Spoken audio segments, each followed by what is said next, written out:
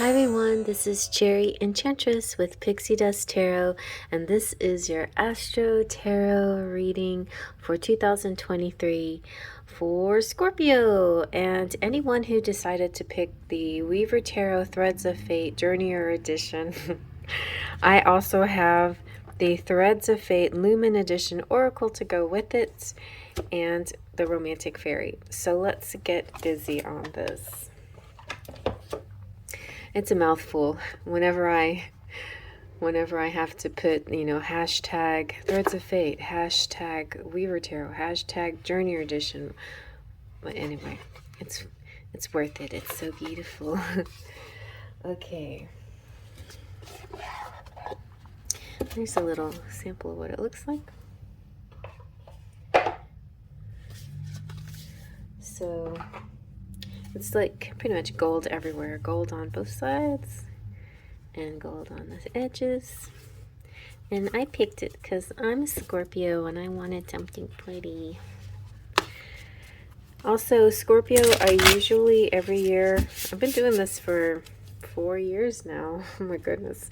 Been doing this kind of big, massive tarot pick a deck reading, and I promised not to duplicate any decks that I had, so I'm so excited that, I mean, maybe I'm a little embarrassed that I spent so much money on decks, but this year I have a bunch of decks that have pretty colored edges. That was one of my goals, and a lot of new decks, and didn't have to duplicate any decks that I've used in previous years for this.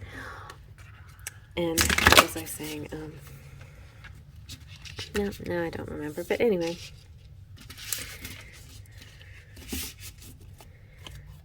So, yeah, this is going to be part of a big playlist where you can find all your signs of your zodiac. The intro. Be sure to watch the intro so you can see, what deck you're feeling connected with. And also, you might like to check out the other years too. It'd be kind of interesting. All right, so I'm going to do this kind of shuffling. Nice. Here we go. And I would like 3 more if it's required. Anyway, I'm Scorpio and I want to see what's going on. Ooh, Conqueror of Swords. Okay, nice. I think that's Knight of Swords. I'm going to double check on that. Oh, okay. We have the High Sage. I think that's the High Priestess energy. And 2 others kind of flew out. The Magi, nice. And the Hanged One. Okay. So, yep, the Conqueror of Swords is the Knight of Swords. Truth Seeker.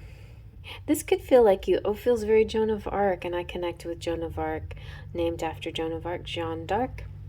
This is having sort of an ambition, and it's coming on strong. It's coming on quite strong and very determined, and almost like maybe knocking over everything as as they plow on through. So I don't know if this is your energy or somebody trying to connect with you. Interesting, because we have 2 kinds of energies here. We have this sort of conquering hero, and then we have the more lofty. Then we have the mage, which is also lofty, and then the hanged one, which it could be kind of connecting, but I feel people here, and I feel parts of personality types. And it's interesting. I think the Lumen Tarot is going to clarify things with us, because they have the Lumen Tarot has a lot of personality types and archetypes. So let's see now. There is a bit of emotional detachment. There is strength and forethought and action. The Knight energy is physical movement. So the physical movement may be a little bit clumsy, maybe a little bit too quick without enough enough thought behind it. So it doesn't seem the same to me as the high sage. That's why I'm feeling it's easier sort of to tell that when there's more than one energy here, when you're dealing with court cards that have people on them. But here it's just energy, So definitely, there's multiple people can have multiple parts to their personality, but I feel like you're dealing with somebody. You're dealing with a type. Maybe this has to do with your romantic life, and you seem to keep attracting a certain type, maybe, or something having to do that with that. But the high sage is like is knowing, it's intuition, it's dreaming, the dream world, it's holding the secrets, it's dominion over all things mystical, it's stepping into your intuition and your subconscious and the divine realms. It's connecting with, it's knowing that you are spirit, you're like a spirit in the material world, and connecting with like minds and other spiritual people, and also people beyond the physical world,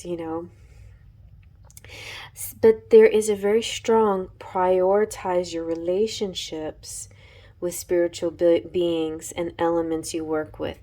There could be like maybe there's this like a secret energy that you're not realizing is around you, that you may have to face during this year. Maybe it's something you just didn't acknowledge or know about, but there is this kind of strange Knight of Swords energy. It's not devil, it's not evil, it's not dark, but it is a little challenging. It's like a challenging energy that has something to do with I think your romantic relationships or something like that. But yeah, and I feel that you're going to conquer this. Like, so somehow it's going to rise up to the top, and you'll be able to see it plain as day, and be able to work on it, to adjust to it, to rectify it.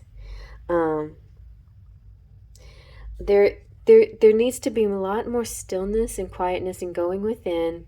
It's in those silent times and those still times that you'll see the movement, and you know how when you, this may be a terrible analogy, but when you want to smack a fly or something, it's important to be really still so they don't see you coming, and then you get it. So something like that.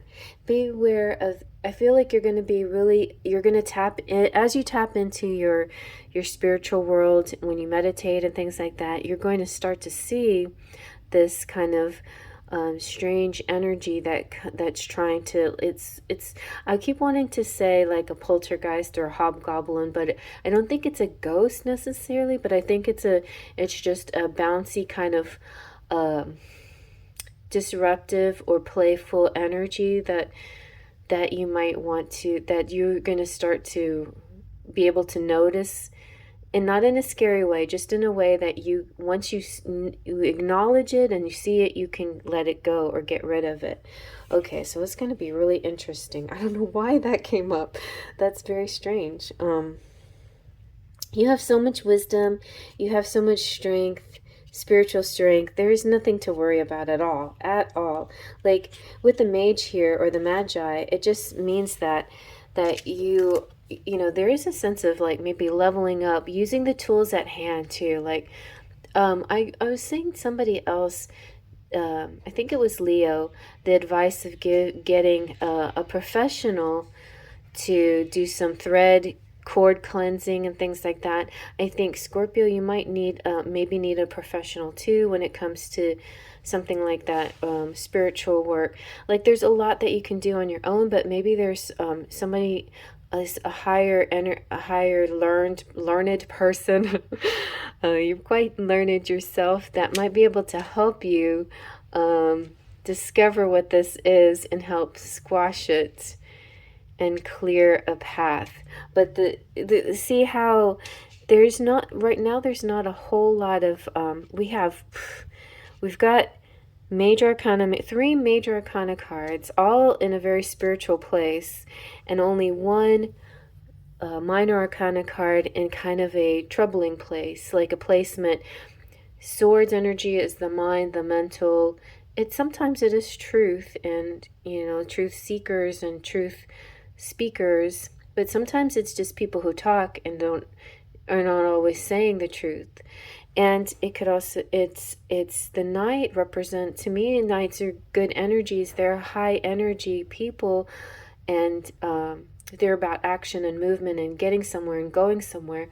But this particular, in this deck, the Conqueror of Swords is kind of almost kind of reckless, or somebody who's reckless with your heart, or could be something like that, reckless with your heart. So there could be somebody coming through, like air signs, Gemini, Libra, and Gemini, Libra, Aquarius, maybe. Or maybe you have one of those signs in your chart. I have Libra rising, so maybe it's the Libra rising, which is it's a nice energy, but maybe it causes some imbalance or confusion sometimes. I don't know. I just feel like with this action, there's something that you need to do. So the Magi, I'm just saying, the Magi's extreme confidence, expertise, transformation. This is very encouraging. You're on the right path. It's an acknowledgement that you've done so much, and you are in this beautiful space now, and you can take your visions and make them a reality. So this is manifesting. I feel like there's just this one niggling thing that's keeping you from completely, fully, 100% manifesting those dreams. And it's just a very minor thing, but you're like so close. Like you're just so close to like physically attaining those things. The material thing gains, and also the romantic relationship. I feel like you could be connecting with like your others. Definitely your moon sign and your rising sign could be showing you the other places in your life that are helping you here, because this is very spiritual, mostly in the spirit realm. This is about your projects manifesting easily, because you have the tools and resources to just make and do anything that you want. Like I just got a nice iPad. Thank you for your support. And these tools can help you create things just even more dynamic and more amazing than you ever were able to before. So just trust you in your ability. Don't look at this as a negative reading, because it's not. It's a very spiritual reading. You're just getting in touch, a little bit more in touch with your spirituality, and you're able to now pinpoint the things that are getting in your way more than ever before, which is very helpful. Like, you might have been one of those people that has said to yourself, why can't I ... why can't this happen? What's keeping me? What's the block? This could be just like about the block. Isn't that weird that a Knight of Swords represents a block? But it could be some kind of the thing that you figured it out. You figured out what's going on, and now your abundance is flowing like crazy. The Hanged One is all about surrender, letting go. And it's not just about sacrifice, but it can be. But it's like the real true letting go is letting go of all your handicaps that are handicapping your mind. This is like getting transcendental. This is getting new level. This is releasing. It's like as you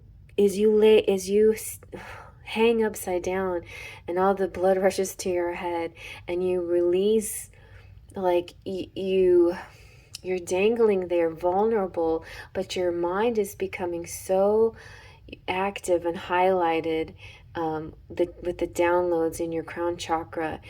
You're really receiving an amazing message. And it's interesting that we have the rose representing.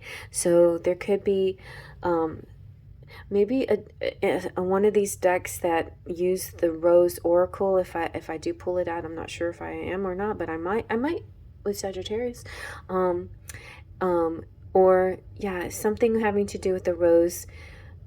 The rose will give you some kind of clue.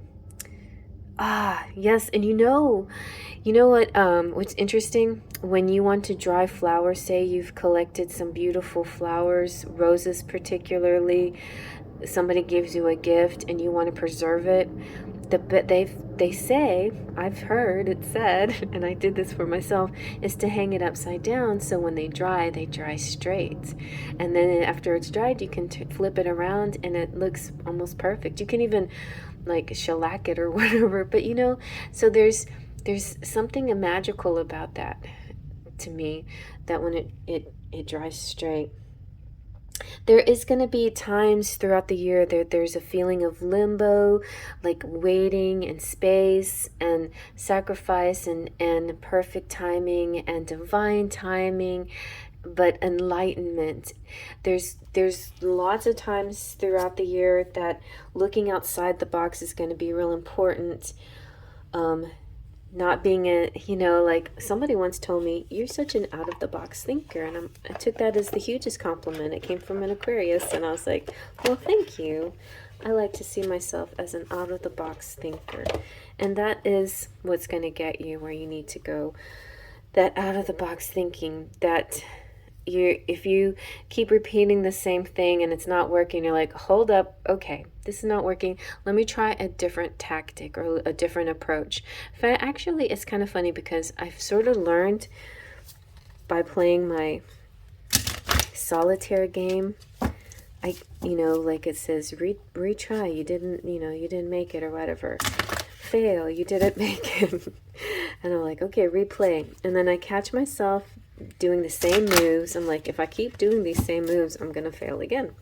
So I'm like, okay, maybe if I move this here and I skip moving that one down, that will give me a different outcome. And it usually works. It usually works if you try something different in the game. Like how much sense would it make to just keep making those same like chess moves or the same strategy over and over again, thinking, well, if it didn't work that time, it may work this time. There's a lot of things, like in some cases that it could work.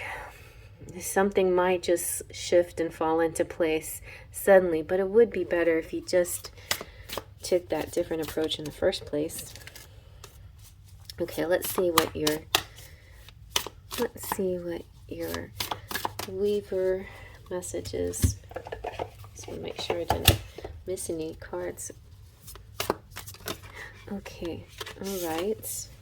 We have several cards, but I don't want to use all of them. I think, okay. Well, I like some of these. Okay, so I'm just going to tap onto each one like lightly, and then I'm going to zoom in strongly on one particular. So with ancestors, definitely part of your spirit team is your ancestral, and it's not just ancestors as in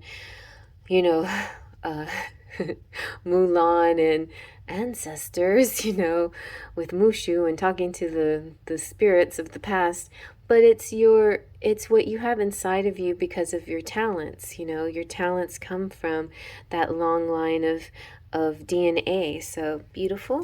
All right, then we have the sage again. Hi, sage. So this just validates and clarifies that you are a sage. Maybe I'll talk about this a little bit more.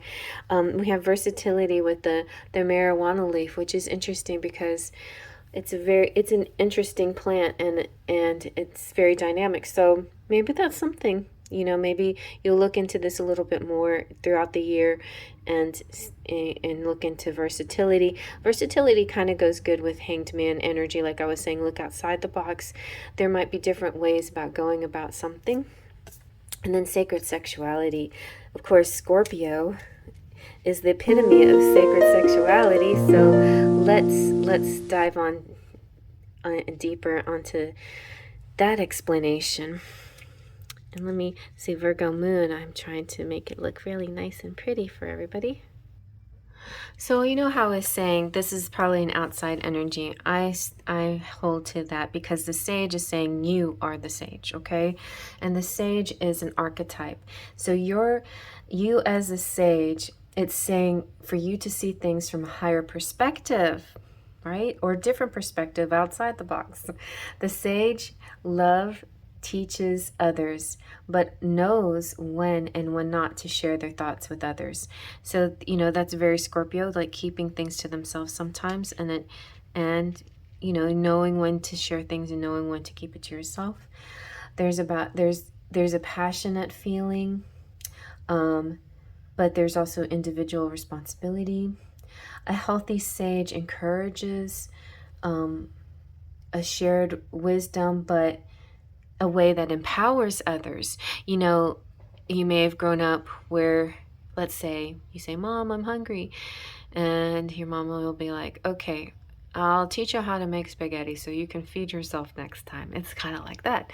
It's like, I'll teach you how to do something so you can do it for yourself. And that's the way I feel when I'm doing these readings for you. I don't want to tell you anything. I don't want to make it prescriptive or predictive either, really.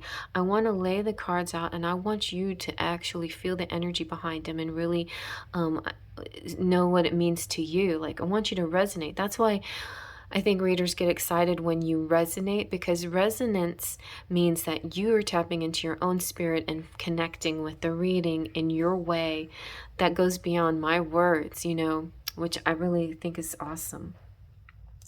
So, so that's what the sage is about.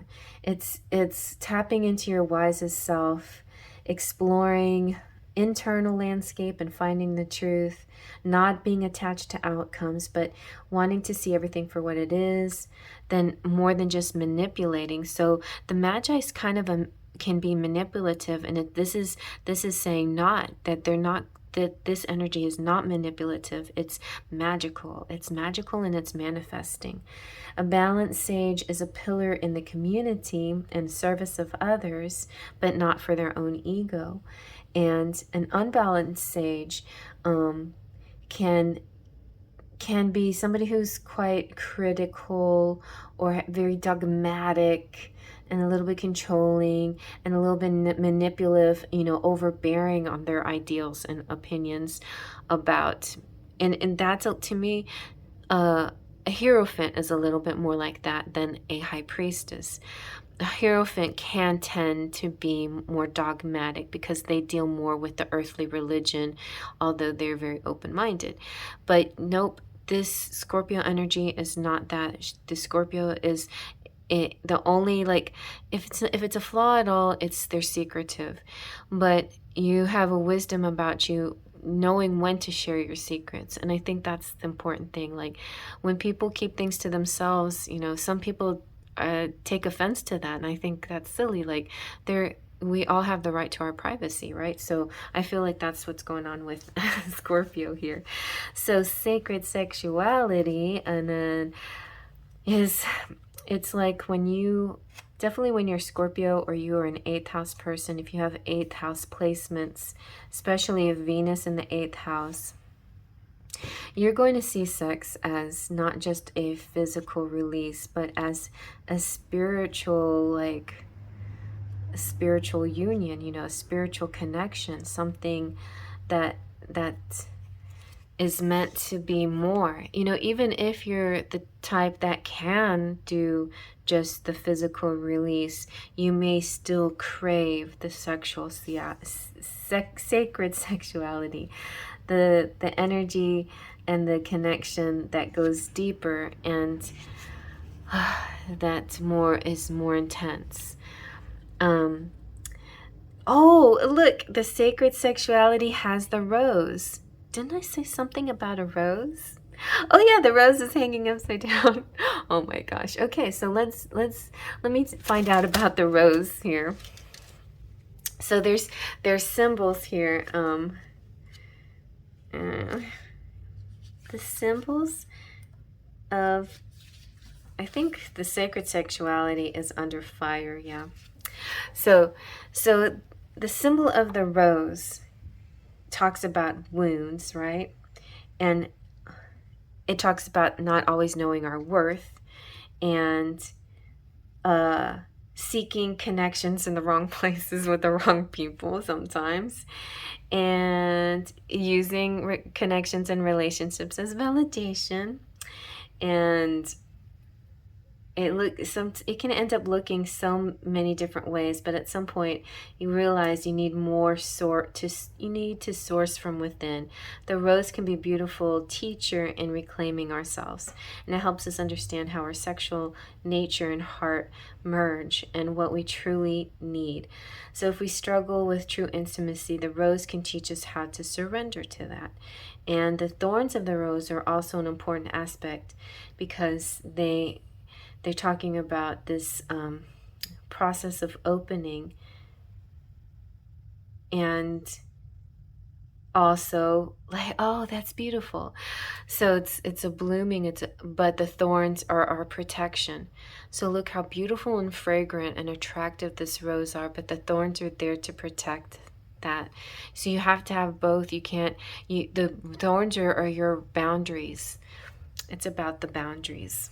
Very beautiful. So there's a lot more to this card, but I want to keep this as, I don't want to keep going on and on and on, but definitely sacred sexuality.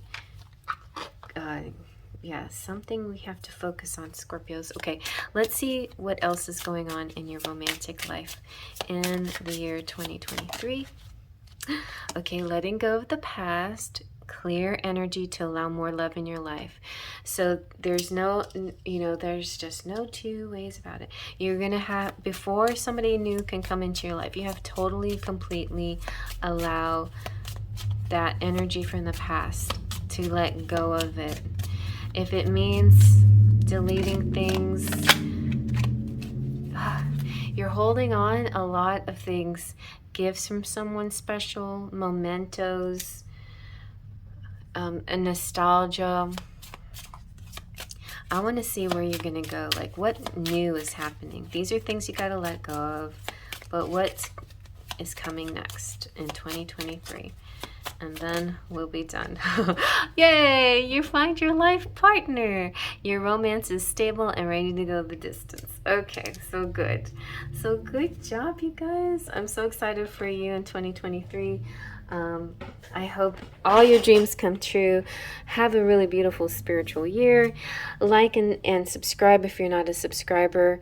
And I went too long on this one, but anyway, I'm happy to give you a little extra because you're my fellow Scorpios. Thumbs up, share this with friends, and definitely, and I have a lot of Scorpio friends out there. Also, Esmeralda, and so be sure to check out your other signs to get a fuller picture, and I'll be also doing a nice big pick a quadrant charm reading. So pick, it's like a pick a pile, and then you get a full quadrant reading for 2023. And then also January reading. It's coming up soon. And if you would like to hang out with me for New Year's Eve, I'm going to be doing some late night readings and then take you outside with me to watch some fireworks. All right. See you then. Faith, Trust, and Pixie Dust.